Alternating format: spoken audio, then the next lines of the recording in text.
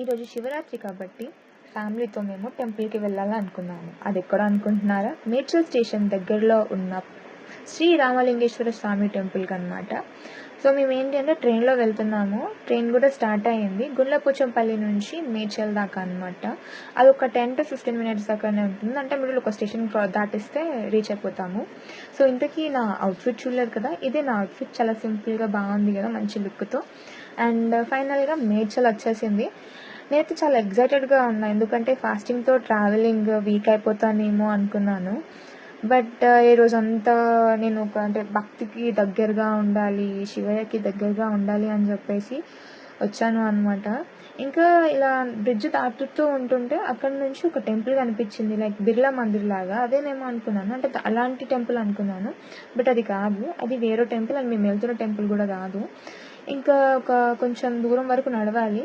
ఈ బిల్డింగ్ పక్కన ఒక ఉంది కదా గల్లీ, ఆ గల్లీ దాటితే ఇందాక చూపించిన టెంపుల్ అనేది వస్తుంది.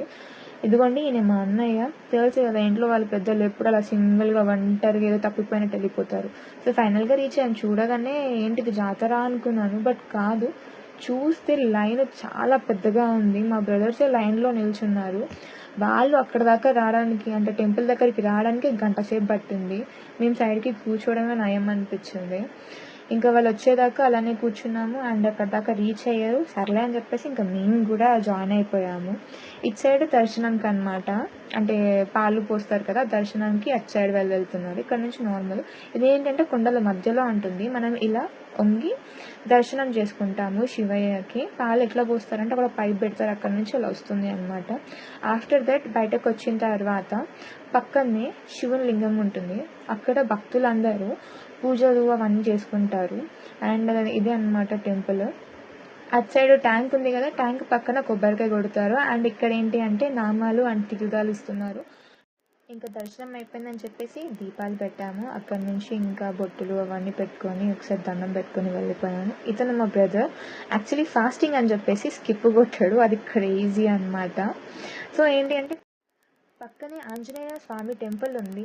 సో మనకి ఆంజనేయుడు అనగానే గుర్తొచ్చేది కాన్ఫిడెన్స్, స్ట్రెంగ్త్, డిసిప్లిన్.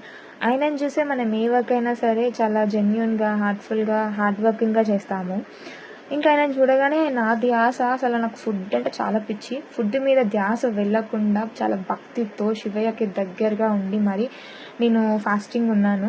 అండ్ పక్కనే కాశీ విశ్వనాథ స్వామి దేవస్థానం టెంపుల్ ఉంది, అక్కడ కూడా విజిట్ చేశాను. అక్కడ ఏంటి అంటే మేల్స్ షర్ట్ రిమూవ్ చేసి లింగానికి అభిషేకం చేస్తారు.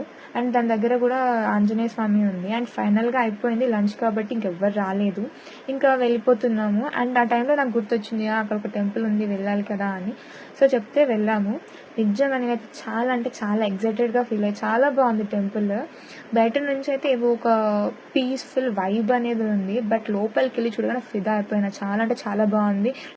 6th సెన్స్ మూవీలో బోధిధర్మనే గుర్తొచ్చారు. యాక్చువల్లీ ఈ టెంపుల్ నేమ్ జైన్ టెంపుల్ అనమాట. చాలా పీస్ఫుల్గా ఉంది. అండ్ అది అయిపోయిన తర్వాత మేము స్టార్ట్ అయ్యాము. బట్ ట్రైన్ అయితే ఇంకా స్టార్ట్ కాలేదు. ఇంకా ఏం చేయాలో నాకు తోచక ఇంకా స్నాప్ ఓపెన్ చేసి నేను మా పెద్దమ్మతో ఇలాంటి ఎమోజెస్తో ఆడుకుంటూ కూర్చున్నాం. అండ్ ట్రైన్ కూడా స్టార్ట్ అయిపోయింది. సో ఇంకా ఇంటికి వెళ్ళాం. ఓకే దెన్ బాయ్, నెక్స్ట్ వీడియోలో చూద్దాం.